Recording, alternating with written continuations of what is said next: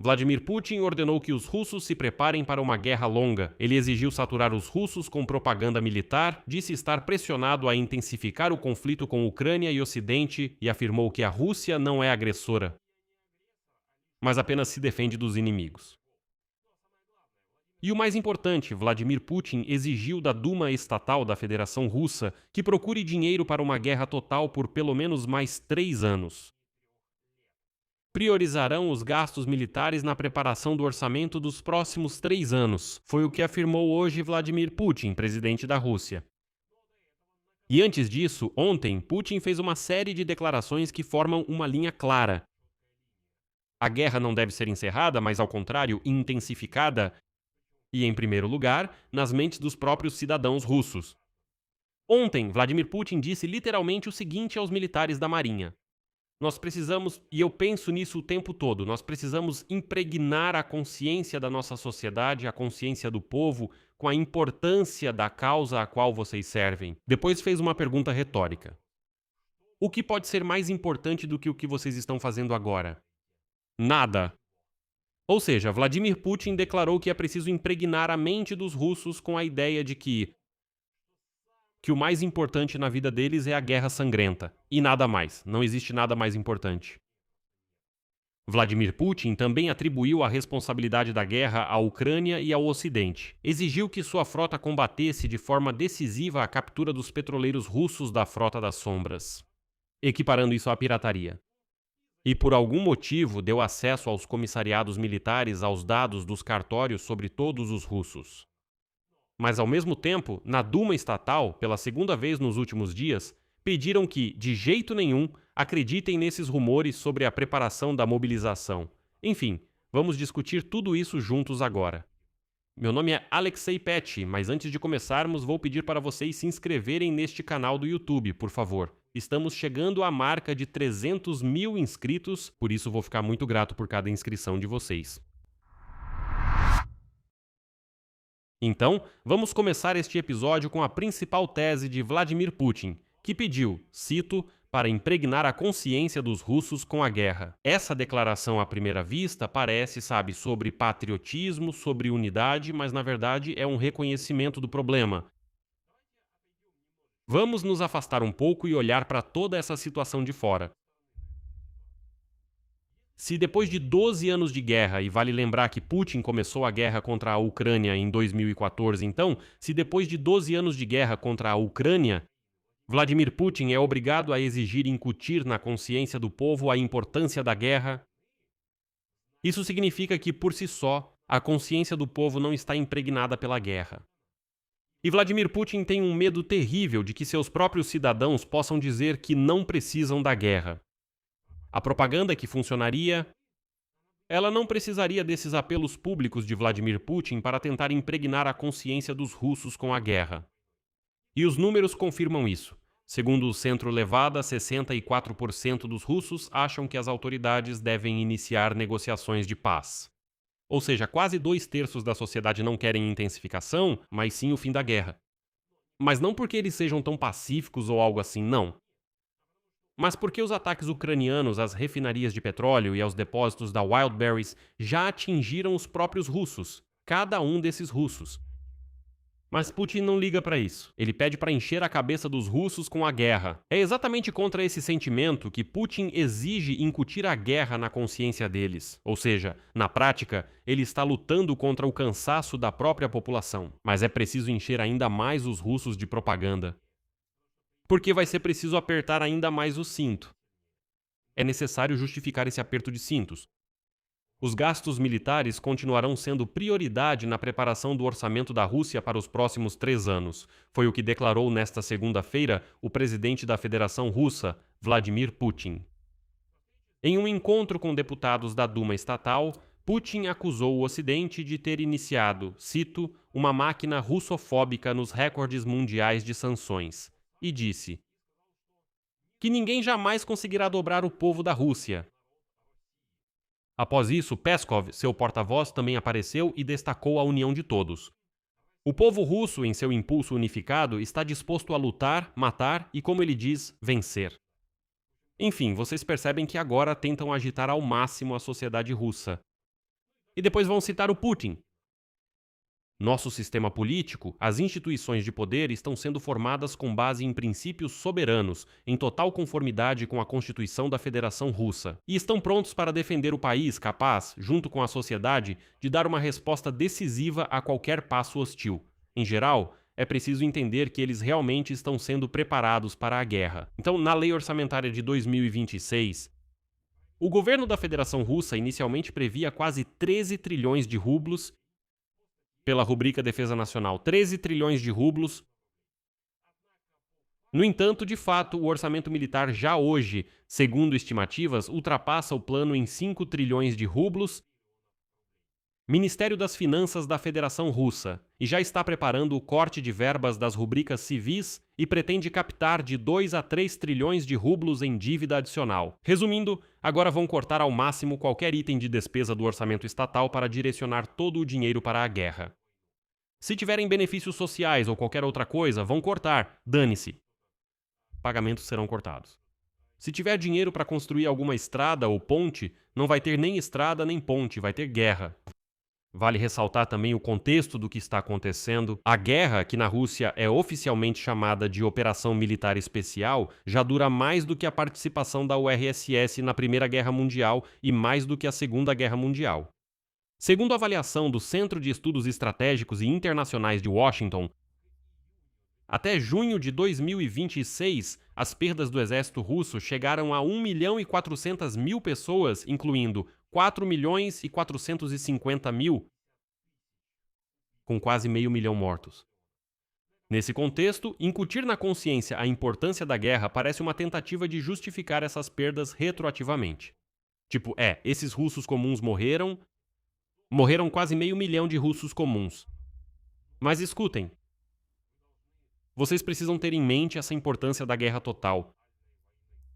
É revelador também o lapso de Vladimir Putin ao falar do futuro. Ele afirmou que a guerra vai acabar mais cedo ou mais tarde, mas o sentimento de unidade, que na opinião dele se formou até hoje, precisará ser preservado de alguma forma. Ou seja, mesmo falando sobre o fim, ele imediatamente direciona a conversa para como manter esse estado de mobilização da sociedade mesmo após a guerra. E aqui está mais um sinal de que Vladimir Putin realmente teme o fato de que os russos possam mudar de ideia e deixar de apoiá-lo. Vladimir Putin de repente começou a tergiversar e declarou que a Rússia supostamente não começou a guerra e colocou a responsabilidade pela guerra na Ucrânia e no Ocidente. Além disso, ele chamou a Rússia, cito, de único garante da integridade territorial da Ucrânia, que, segundo ele, Kiev declarou como sua inimiga. De forma crítica. Essa declaração não resiste a nenhuma verificação dos fatos. Não sei, tem que ser muito idiota, simplesmente não sei. Tem que ser uma pessoa sem instrução para acreditar nisso. Vamos fazer assim, vamos esquecer o ano de 2014. Vamos focar só na fase em grande escala da guerra. Foi exatamente a Rússia que, em fevereiro de 2022, iniciou a invasão em grande escala na Ucrânia, lançou ataques com mísseis e enviou tropas para o território de um estado soberano vizinho. Nenhum soldado, nenhum projétil, nem sequer uma bala partiu da Ucrânia em direção à Rússia. Nenhuma. A Rússia está atacando. Chamar a si mesmo de garantidor da integridade territorial da Ucrânia. Enquanto o exército russo ocupa parte das regiões ucranianas e Putin exige publicamente mais território, isso é uma contradição direta entre palavras e ações. A fórmula "nós não começamos" é uma técnica padrão de propaganda para transferir a responsabilidade para a vítima. O mais importante nem é isso. Por que eu digo que Putin realmente está com medo? Ele está se borrando de medo agora. Vamos lembrar, no primeiro dia da invasão em grande escala à Ucrânia, em fevereiro de 2022, aquela porcaria careca, Vladimir Putin estava sentado com autoconfiança na cadeira e declarava: "Eu, pessoalmente, anuncio uma operação militar especial." Depois ele se dirigia aos soldados ucranianos e dizia algo assim. Os propagandistas dele em todos esses canais de TV russos diziam: o que a Ucrânia pode fazer? 2 ou 3 dias e pronto, vamos tomar Kiev agora, Kiev vai cair e assim por diante. Esse foi o começo. E depois de quase 5 anos, Putin, desculpe, se cagou e disse que não foi a gente que começou isso. Não fomos nós que começamos, não pense assim. Não comecei, a culpa foi da Ucrânia e do Ocidente. E nós só estávamos nos defendendo. Quando invadimos a Ucrânia, estávamos apenas nos defendendo. Russinhos, não pensem que fomos nós que atacamos. Não me acusem de ter começado a guerra. Foram eles que começaram, nós só estávamos nos defendendo. Esses russos idiotas foram alimentados com essas besteiras. Há pelo menos 2 décadas desde que Putin está no poder. Diziam que a OTAN atacaria, mas foram eles que atacaram antes. É relevante que essa declaração tenha ocorrido logo após o presidente do Cazaquistão, Kassym-Jomart Tokayev, sugerir publicamente a Putin congelar a guerra e observar que, cito, nem o Cazaquistão compreende totalmente a natureza desse conflito. Ou seja, nem mesmo os parceiros da OTSC entendem a lógica dessa guerra. E Putin, em resposta, como se percebesse que estão encurralando ele. Bom, vamos lá. Eu acho que uma parte da sociedade russa, depois da declaração do Tokayev, realmente se perguntou: peraí, qual é a lógica dessa guerra? E a gente pra quê? O que a gente queria? E aí o Putin responde pra ele: ouçam, não fomos nós que começamos. Só estávamos nos defendendo, só isso.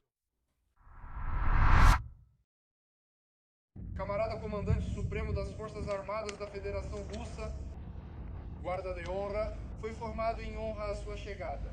O comandante da guarda, Tenente Jomov. Parabéns por celebrar esta festa na mesa de honra. Tradição é tradição. Desejamos. Camarada Comandante Supremo das Forças Armadas Russas, da Federação Russa. Camarada Supremo, parabenizamos as Forças Armadas.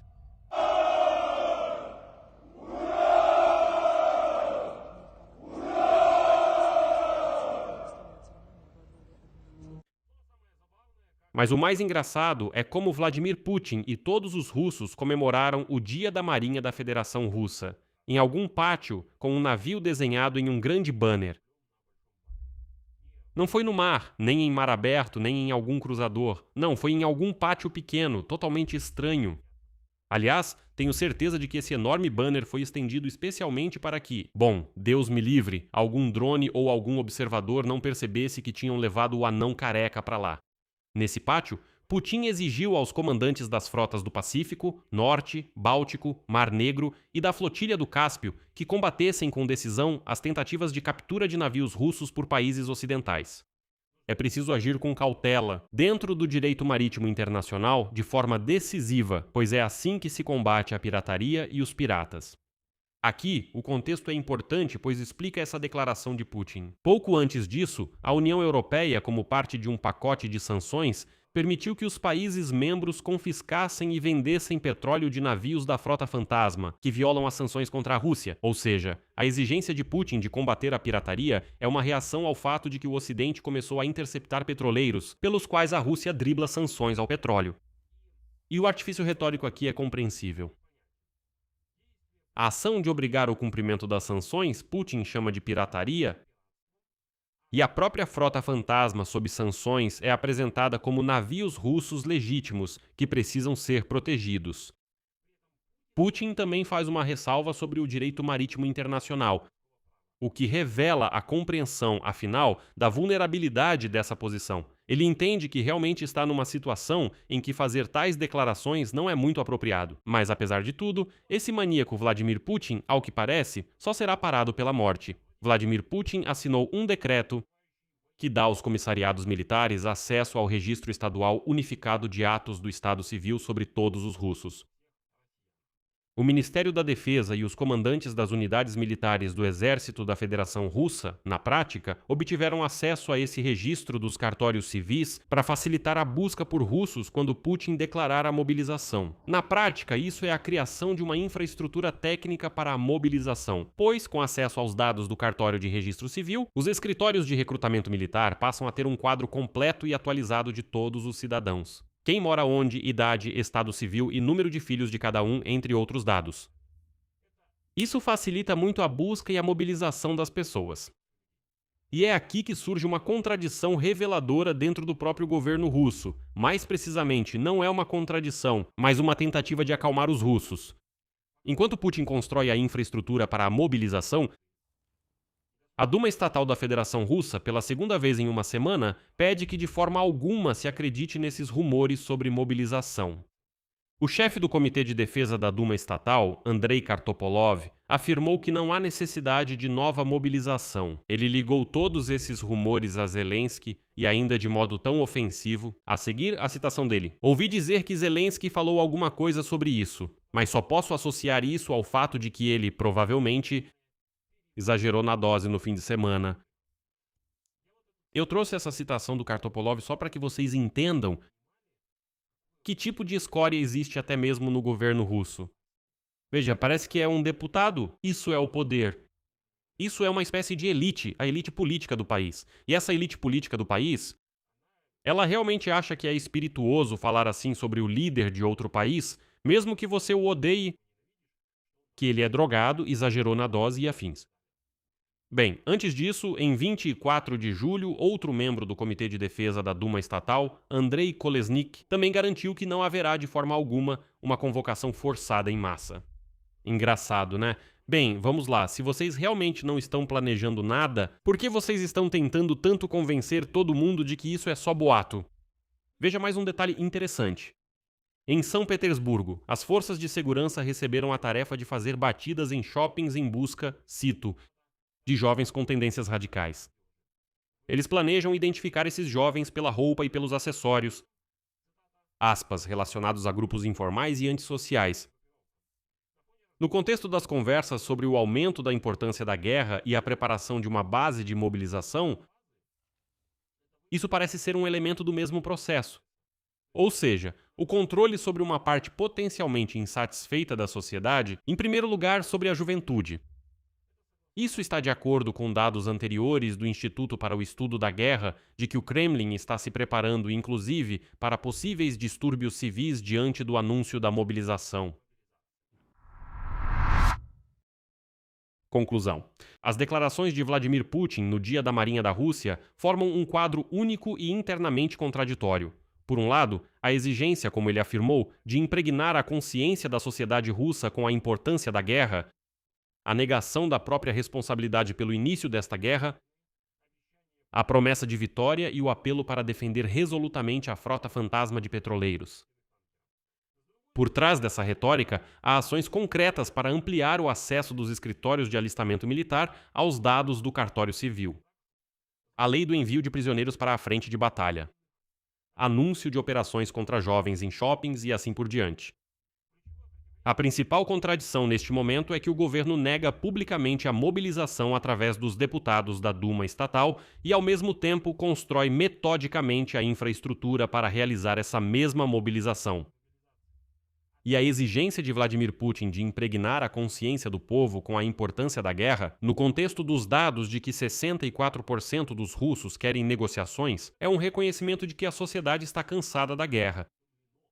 E Putin exige intensificar a guerra principalmente porque o entusiasmo por ela está se esgotando tanto na linha de frente quanto na retaguarda. E já está claro que não há tantos voluntários dispostos a morrer, nem mesmo por contratos que pagam fortunas. Por isso, os ataques de longo alcance da Ucrânia devem continuar. Aqui encerro com reticências. Deixem opiniões e conclusões nos comentários. Inscrevam-se, ativem o sininho e deixem o like. Se você quiser apoiar o trabalho deste canal no YouTube, ficarei muito grato. Você pode fazer isso com qualquer doação pelos links e dados de pagamento na descrição deste vídeo. É isso, cuidem-se. Tchau a todos.